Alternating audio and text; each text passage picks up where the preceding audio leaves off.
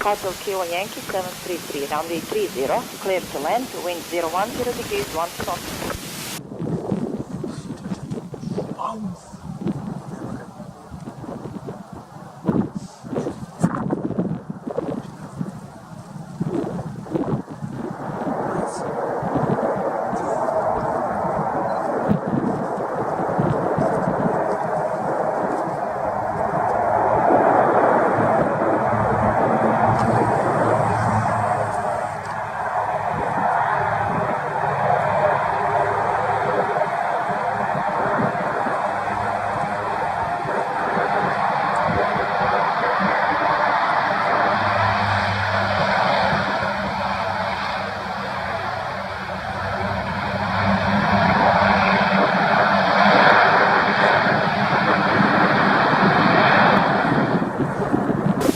Hotel Kilo Yankee 733, taxi first flight at Charlie, then Alpha, Mike.